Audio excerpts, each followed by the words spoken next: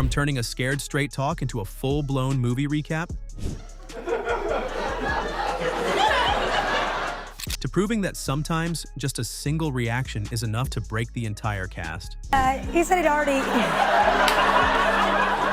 Here are moments when Kenan Thompson absolutely broke the SNL cast, starting off with the legendary Scared Straight sketch, a classic Scared Straight setup, 2 ex-cons, a group of troublemaking teens, and a warning about life behind bars. Now sit down! Man, sit your ass down! All right, now my name is Lorenzo McIntosh. And I'm Kendrick McIntyre. Except there's one small problem. The stories they're telling, yeah, they're all stolen from famous movies. I kidnapped the famous groundhog and drove it off a cliff! Yeah, I think that's the plot to Groundhog Day. Kenan Thompson and Tracy Morgan are supposed to be scaring these kids straight. Instead, they're just giving them a full recap of every crime movie ever made. And the teens, they know. Cheating on my fiance with some Asian lady. Is that what you want? Isn't that the plot of the movie Sideways? Hey!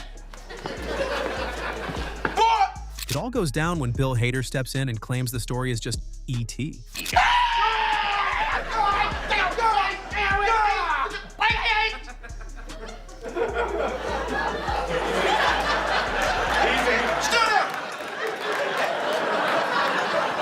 Bill is fighting for his life, trying to hold in his laughter. And the only alien visitor you'll be dealing with is a 300-pound Mexican dude.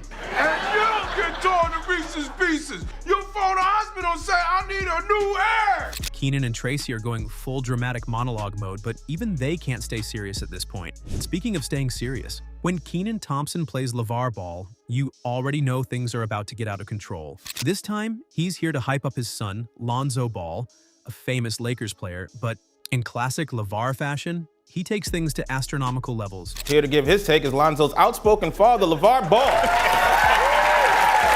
Just that entry is enough to crack the host up. The Lakers are the best team ever.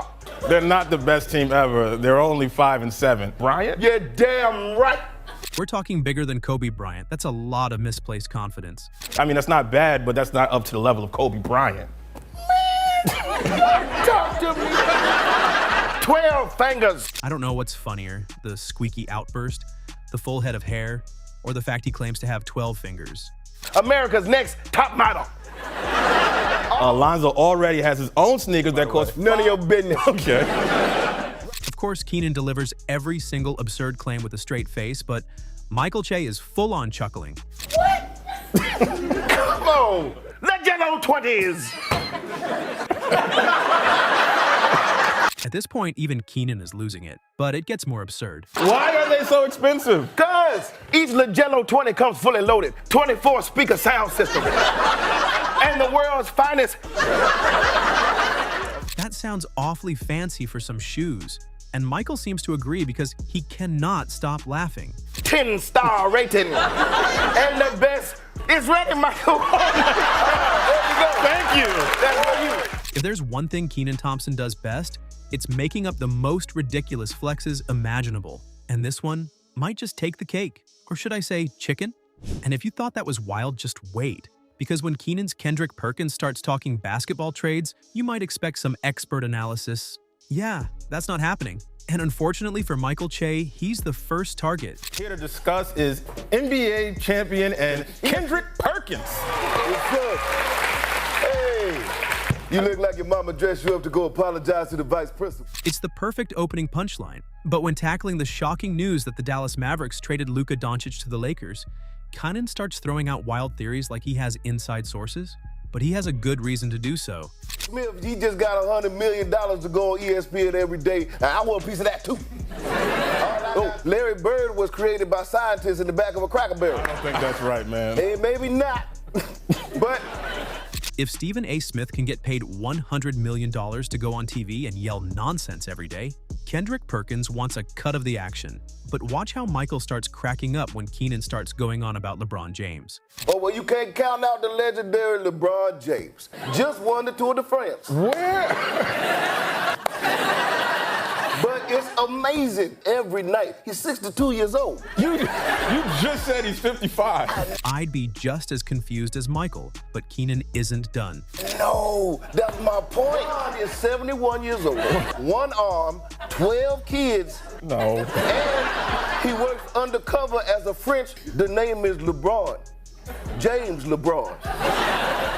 10 points for the impression. But as if that wasn't enough, he hit Michael with a crazy question. Michael, you ever sneeze so hard an old Cheerio pop out your nose?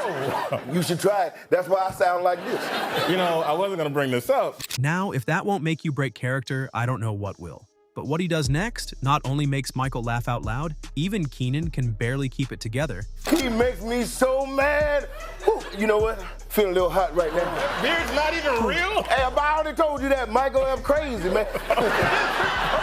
And speaking of losing control, working fast food drive-thru seems like a simple job, right? Well, not when a Hummer limo pulls up packed with what feels like the entire SNL cast, including Kenan Thompson. And poor Pete Davidson, he's just trying to survive. Okay, you want Whoppers or Angry Whoppers? That is a question for Michael Tangelo.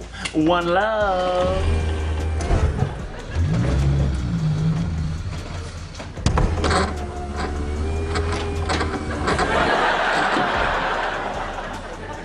What up? I mean, they just introduced Kenan's character and Pete's already laughing. Now, what's this I hear about an Angry Whopper?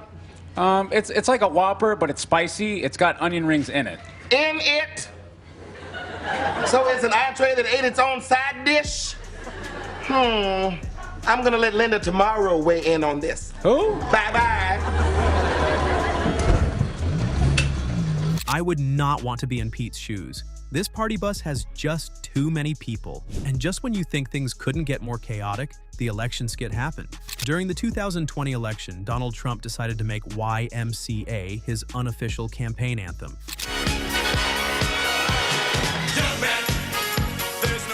The Village People? Yeah, they weren't too happy about that. So what did they do? They hit him with a cease and desist. And what did SNL do? They hit us with a full-on parody performance. Subtle?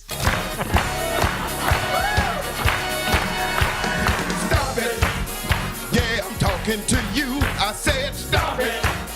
This is long overdue, cause we never said that we support you. You must pay us to use our sauce. Absolutely not. But effective? Oh, 100%. He is Islander He's gonna send you up. Mikey Day and Bowen Yang are struggling to stay serious, but how can you when the lyrics are this absurd? But watch what happens next. Island knows where you've been, knows what you've seen on that island. It's just music, man. We just singing. No, because that's a really serious allegation. Colin Jost just doesn't know what to do. On one hand, he can't stop laughing. On the other, he's trying to stop them from making these allegations that could get the show in trouble. But for Kenan, it's just music. Wait, you're saying you're gonna shave Ivanka's head? Hey, man. The way they're openly laughing from behind, it feels like the Weekend Update hosts are hearing the song for the first time too. Everything is legal if you sing it in a song. That's not true. Village People, everyone. I like it. But we're gonna have to have Michael K. Colin Jost, good night. Kenan really knows how to make others break character. And this time, he's bringing his talents to Wakanda. If you thought Black Panther was already legendary, just wait until you see what Marvel cut out. It's supposed to be a deep, emotional moment. T'Challa is looking for wisdom to guide him in the impending war. Everything is serene, mystical, and powerful. They speak in calm, wise tones. The ancestral plane is glowing. The audience is fully immersed in Wakandan greatness. But then, Uncle Mabutu, Kenan Thompson, enters the chat. Boy, I ain't seen you in a long time. What's happening? Hey, Junior, you gotta take the plate out your lip if you're gonna go swimming. That's how you get the swamp mouth. If you know anything about Kenan in an SNL sketch, you already know this is about to go completely off the rails. I am a panther. And I am a panther. Yeah, for some reason, I'm a warthog. Probably because I'm round and I'm friendly, and every now and then I eat a little trash. But once the cast commits, they go all in on the absurdity. And where is this deer y'all talking about? It's by the pine tree, Mr. Reynolds. Now, I know what it's by, but where is it at? It's right there, Dad. Do you see the 2 rocks? I thought I was looking for a deer. Now I gotta find rocks? There's 2 big round rocks, Mr. Reynolds. Okay, don't yell at me. Just show me where the deer is. What started as a casual, peaceful moment quickly turned into a full-blown crisis with more and more actors laughing. Oh, and the bunny has a coward. Okay, and if I wanted to see that, where exactly would I look? It's walking straight towards us. See, look.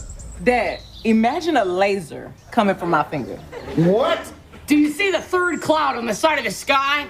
The comedic peak hits when, out of nowhere, the deer, now a full-on puppet, barges into the room, sending Kenan's already frustrated dad into full panic mode. It's a completely ridiculous and perfectly timed moment that pushes the sketch into full chaos.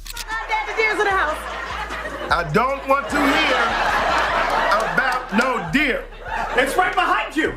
Hugh?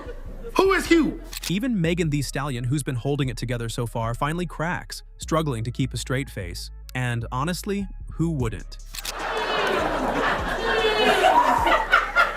my God, Daddy, you saved us! That's right. That's right. Pack your bags, girl. You moving back to the city. Out here fooling with these deers. No. No, Daddy, we love it out here. According to SNL writer Jack Handy, Kenan Thompson's facial expressions alone are a secret weapon for landing some of the biggest laughs. Tonight, I am a king, and I am hoping that you will be... Tracy, check your pocket. Oh my God, it's a Queen of Hearts. You're gonna want to keep that. Yeah, I need that back. I appreciate it. SNL writers often just write Kenan reacts because they know it'll kill. In this sketch, host Awkwafina picks between 4 magicians and Kenan's reactions, unmatched. Tracy, you were asked to go on a date with each of our bachelor magicians. Let's start with Marconius Wow. What did you do with him? He said he'd already...